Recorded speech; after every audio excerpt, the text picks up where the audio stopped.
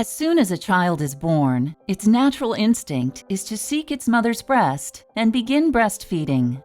Placing your newborn in skin-to-skin contact at your breast in the first hour following birth offers several benefits for your newborn and for you.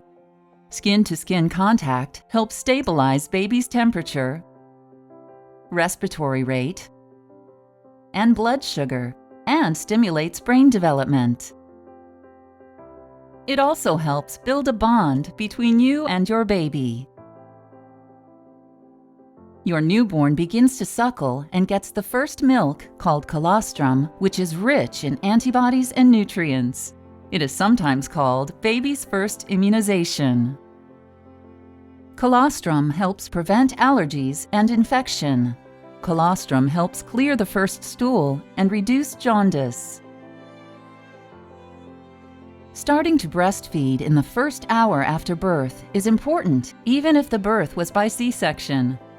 If you have a C-section, you can start breastfeeding as soon as you feel comfortable enough to hold your baby. As you wait, keep the baby with you, preferably in skin-to-skin contact. Ask health workers to show you comfortable breastfeeding positions. Breastfeeding can begin right away in the operating room in most cases. If your baby is born with low birth weight, but not prematurely, you can begin breastfeeding right away. Your baby may need more frequent feedings and may get sleepier while feeding. If your baby is born prematurely, he or she may not be able to breastfeed at first, but may be able to drink expressed breast milk. Every mother can produce enough milk in the first few days after birth. Babies need only a little at a time. On day 1, the stomach is about the size of a grape and can only hold about 5 to 7 millimeters at each feed. Your body can easily produce that amount.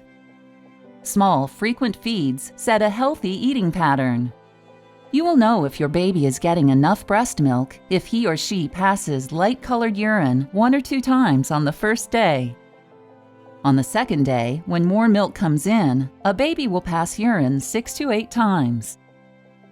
By the 3rd to 4th day, your baby needs about 22 to 27 millimeters of milk at each feeding. That's the amount that would fill a stomach the size of a lemon.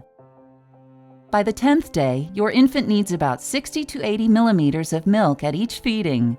Your body can easily produce this amount, filling a stomach the size of an egg. During these first days, your newborn stomach is designed to digest breast milk easily. Feeding your baby anything before you initiate breastfeeding can pose risks to your baby. Substances such as water, sugar water, honey, and baby formula are called pre-lacteals.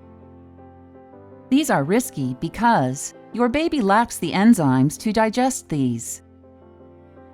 Your baby is more likely to develop food intolerance or allergies. Serious infections may occur. Your baby's stomach is filled up, leaving less room for nutritious breast milk.